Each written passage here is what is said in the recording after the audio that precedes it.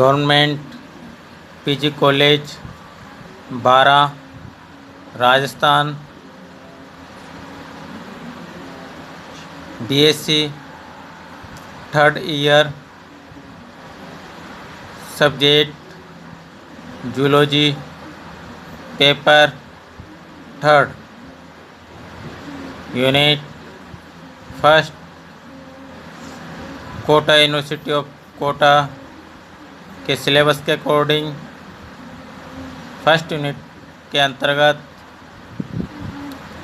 First topic embryology की history के अंतर्गत sub topic the normal sequence of events in embryonic development, भ्रूणी परिवर्तन के दौरान सामान्य क्रम, भ्रूण का परिवर्तन के दौरान किस प्रकार से प्रोसेस होता है। सभी प्राणियों के डेवलपमेंट में भ्रूणी परिवर्तन क्रम निश्चित होता है एवं यह अनेक प्रकार का होता है। जैसे साइंटिस्टों ने बताया, first process cell multiplication, second cell differentiation, third organogenesis, fourth growth. First cell multiplication, जिसे कोशिका गुणन भी कहते हैं,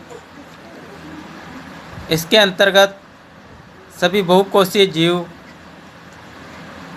अनेक कोशिकाओं, लाखों कोशिकाओं से मिलकर बनते हैं तथा ये सभी कोशिकाएं एक कोशिका जो कि फर्टिलाइजेशन से बनती है तथा जायगोट बनाती है। यह एक कोशिका का कई कोशिकीय जीव में परिवर्तन लगातार माइटोसिस डिवीजन, जिसमें विद्युत क्लीवेज के कारण होता है। सेल डिवीजन का क्रम अप टू डेट जीवन पर्यंत जन्म से मरण तक जारी रहता है तथा भ्रूणी परिवर्तन के दौरान यह दर बहुत अधिक तेज होती है। सेकेंड सेल डिफरेंशिएशन, जिसे कोशिका विभेदन भी कहते हैं। कोशिकाओं में डिफरेंस आना कोशिका विभेदन कहलाता है। जब जायगोट बनता है, जायगोट में क्लीवेज होता है, क्लीवेज के फलस्वरूप ब्लास्टुलेशन के फलस्वरूप ब्लास्टुला स्टेज बनती है। ब्लास्टुला के बाद गैस्ट्रुलेशन के फलस्वरूप गैस्ट्रुला स्टेज बनती है। गैस्ट्रुलेशन के दौरान कोशिकाएं अपने निश्चित क्षेत्र पर गति कर अपने निश्चित स्थान पर पहुंच जाती है तथा कोशिकाएं विभेदित हो जाती है तथा विभेदन कोशिका ध्रुव स्तर पर होता है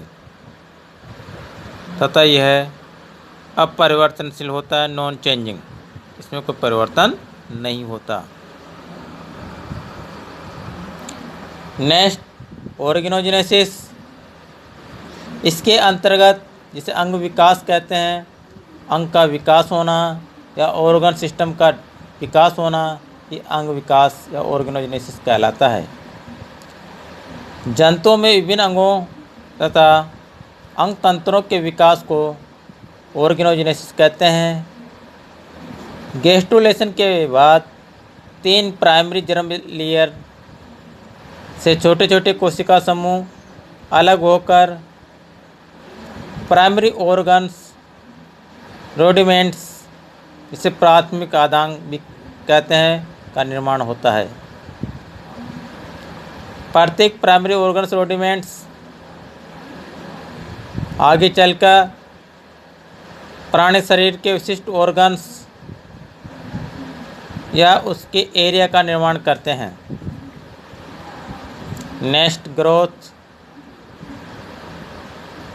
ग्रोथ से वृद्धि भी कहते हैं।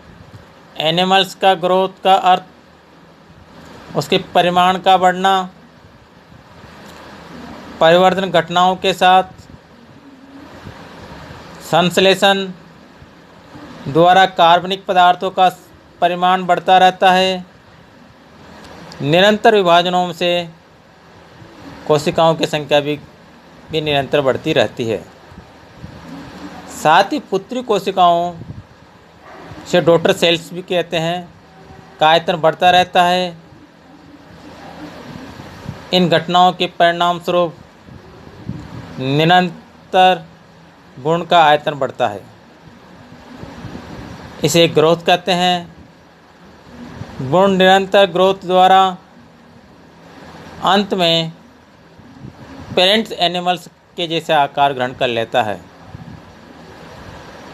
और इसको ही ग्रोथ कहते हैं, जिसको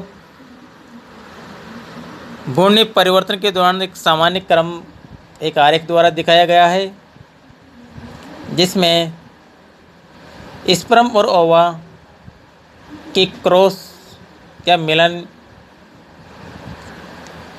को फर्टिलाइजेशन कहते हैं और फर्टिलाइजेशन के फलस्वरूप एक जायगोट का निर्माण होता है।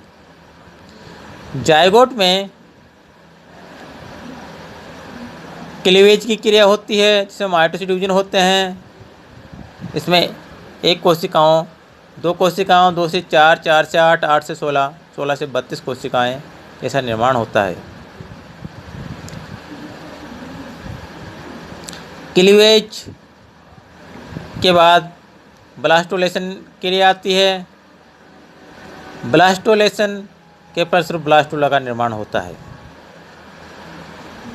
ब्लास्टुला के बाद गैस्ट्रुलेशन क्रिया के फलस्वरूप गैस्ट्रुला का निर्माण होता है। इसमें 3 जर्म लेयर का निर्माण होता है और इसमें सभी ऑर्गन्स अपने अपने निश्चित स्थान पर पहुंच जाते हैं। गैस्ट्रुला के बाद टिश्यू विभेदन, टिश्यू में विभेदन होना प्रारंभ होता है तथा ऑर्गन्स और जेनेसिस होता है। अंग विकास का निर्माण होना प्रारंभ हो जाता है तथा ऑर्गेनोजेनेसिस के फलस्वरूप ऑर्गन सिस्टम का डेवलपमेंट भी होता है। जब ऑर्गन्स बन जाते हैं तो ऑर्गन्स मिलकर एक सिस्टम का निर्माण कर देते हैं। ऑर्गन सिस्टम डेवलपमेंट होता है, जिसके फलस्वरूप ग्रोथ होना प्रारंभ होती है।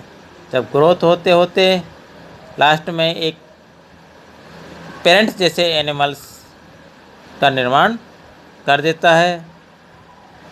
इस प्रकार ये भ्रूण परिवर्तन के दौरान जो सामान्य क्रम है उसका अध्ययन किया गया है।